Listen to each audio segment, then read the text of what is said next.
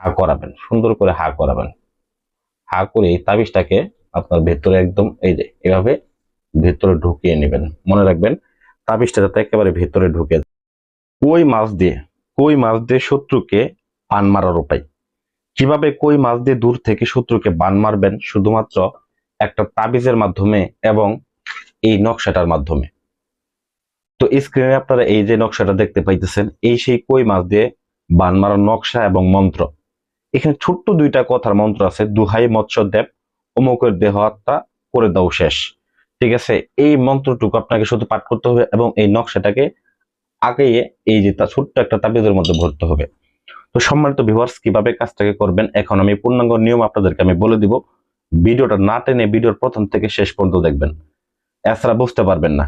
তো তান্ত্রিকের পিছনে কিন্তু অনেকে শত্রুকে শেষ করার জন্য, শত্রুকে ঘায়েল করার জন্য অনেক টাকা খরচ করছেন, অনেক তান্ত্রিকের কাছে গেছেন।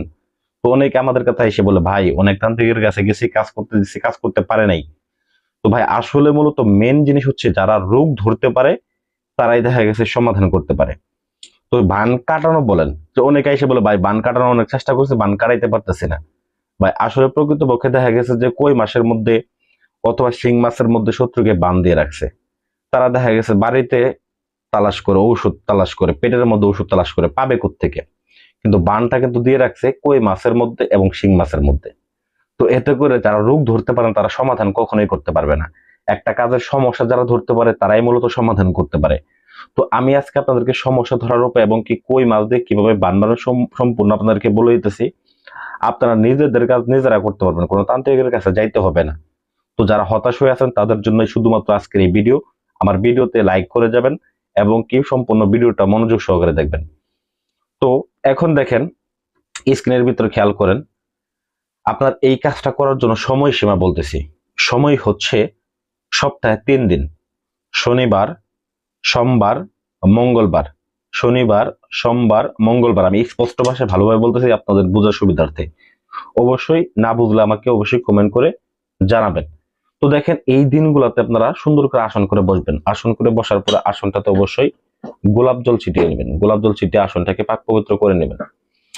তো অতঃপর আপনার যে কাজ সেটা হচ্ছে, স্ক্রিনে যে নকশাটা দেখতে পাইতেছেন, এই নকশাটা, এই নকশাটাকে সুন্দর করে অঙ্কন করবেন। কোথায় অঙ্কন করবেন? একটা সাদা কাপড়ের মধ্যে অঙ্কন করবেন, মার্কিং কাপড়। বিশেষ করে কাফনের ক্ষেত্রে যে কাপড়টা ব্যবহার করা হয়, এটা যদি আপনারা না পারেন, যে কোনো দর্জির দোকান থেকে সাদা কাপড় আপনারা কিনে আনবেন। এটা আমার কাফনের কাপড় থেকে আমি এটা অঙ্কন করেছি এক ভাইকে কাজ করে দেওয়ার জন্য। তো অলরেডি কাজটা আমার রেডি সম্পূর্ণ, এখন শুধু চালান দেবো, এর জন্য আপনাদেরকে আমি দেখাইতেছি। মূলত নকশাটা অঙ্কন করা শেষে এইখানে আপনি শত্রুর নাম নেবেন, শত্রুর নাম এবং শত্রুর পিতার নাম, ছেলে হলে পিতার নাম, মেয়ে হলে মাতার নাম, এটা লিখবেন। লেখার পরে সুন্দর করে কি করবেন, এই যে এইখানে দেখেন আমি লিখে নিছি। লিখে নেওয়ার পর আপনাকে বাজার থেকে যে জিনিসটা কিনতে হবে সেটা হচ্ছে, তো আরেকটা কথা, লিখবেন কি দিয়ে? লেখার ক্ষেত্রে আপনারা অবশ্যই কাম সিঁদুর ব্যবহার করবেন। বানের ক্ষেত্রে অবশ্যই কাম সিঁদুর বেশি বেশি ব্যবহার করা হয়। হ্যাঁ, বাজার থেকে কাম সিঁদুর কিনে আনবেন, কবিরাজের দোকানে গেলেই পাবেন, অথবা লাল কালি ধারা যদি লেখেন সেক্ষেত্রে কোনো সমস্যা নেই। দেখেন এইখানে যে তাবিজটা দেখতে পাইতেছেন, তো এই তাবিজটার মধ্যে আমি মূলত এই নকশাটাকে ঢুকিয়ে, এটা আমি এই কই মাছের মুখ দিয়ে এটার ভিতরে ঢুকিয়ে দেব।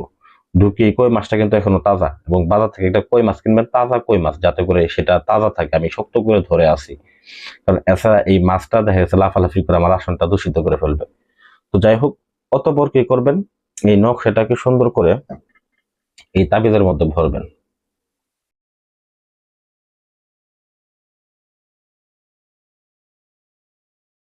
দেখেন আপনারা এইভাবে সুন্দর করে ভরে নেবেন।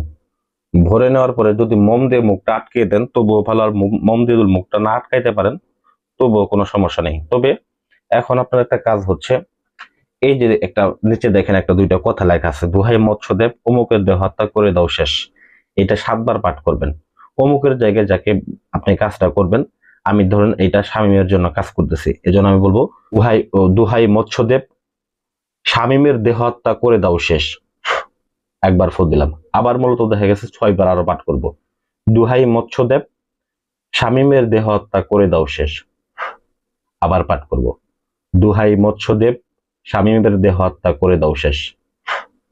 দোহাই মৎস্যদেব শামীমের দেহ হত্যা করে দাও শেষ। দুহাই মৎস্যদেব অমুকের দেহ হত্যা করে দাও শেষ। দুহাই মৎস্যদেব অমুকের দেহ হত্যা করে দাও শেষ, মানে শামীমের দেহ হত্যা করে দাও শেষ। তো যাই হোক, এইভাবে আপনারা 7 বার পাঠ করবেন। 7 বার পাঠ করার পরে এটাকে হা করাবেন, সুন্দর করে হা করাবেন। হা করে এই তাবিজটাকে আপনার ভেতরে একদম এই যে এভাবে ভেতরে ঢুকিয়ে নেবেন। মনে রাখবেন তাবিজটা যাতে একেবারে ভেতরে ঢুকে যায়, ঠিক আছে? এটাকে সুন্দর করে ভেতরে ঢুকিয়ে নেবেন।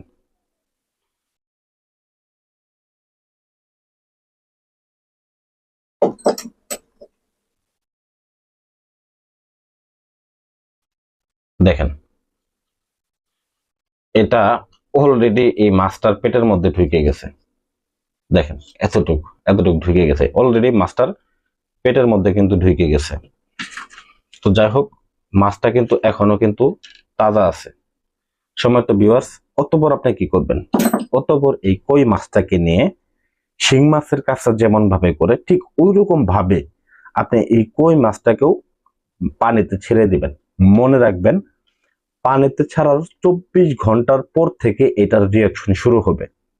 24 ঘন্টার পর থেকে এই মাছটা কিন্তু বাঁচবে না, এই মাছটা কিন্তু ছটপট ছটপট করে কিন্তু মারা যাবে। দেখেন এখনো কিন্তু কাটা ফুলাইতেছে। তো ছটপট ছটপট করতে করতে মারা যাবে। এটা 24 ঘন্টার পরে যে কোনো সময় মারা যেতে পারে। তো মানুষ বলে যে কই মাছের প্রাণ, তো মূলত যে সকল লোকগুলা, যে সকল শত্রুগুলা অনেক তান্ত্রিক দিয়ে কাজ করেছেন, কই মাছের আত্মা মরতে চায় না সহজে, তাদেরকে ক্ষেত্রে আপনি এই কই মাছ দিয়ে বান দিবেন। দেখবেন কই কই মাছের আত্মা কই থাকে, ওই পাতালপুরীতেও যদি লুকিয়ে থাকে সেই ব্যক্তি মরবে মরবে মরবে। এটা 24 ঘন্টা থেকে 3 দিনের মধ্যে রিয়াকশন শুরু হয়ে যাবে এবং সে মারা যাবে। 100% গ্যারান্টি দিলাম। যদি এই কাজ বিফলে যায়, আপনি জুতা আইনে আমার গালের মধ্যে 2টা বাড়ি দিয়ে যাবেন। তো আশা করি ভিডিওটা ভালো লাগবে। ভিডিওতে লাইক করবেন। এরকম ধরনের আরো আকর্ষণীয় ভিডিও পেতে আমার চ্যানেলটাকে সাবস্ক্রাইব করবেন। ভিডিওতে বেশি বেশি করে লাইক করবেন এবং কমেন্ট করে অবশ্যই জানাবেন আপনারা কি ধরনের ভিডিও চান। ধন্যবাদ সবাইকে। আশা করি ভিডিওটা ভালো লাগবে। ভালো থাকবেন সকলে। বন্ধুরা দেখেন, আমি কই মাছটা এই যে নদীতে আমি ফেলে দিতে আসছি। দেখেন এই যে ফেলে দিলাম, শেষ চলে গেছে।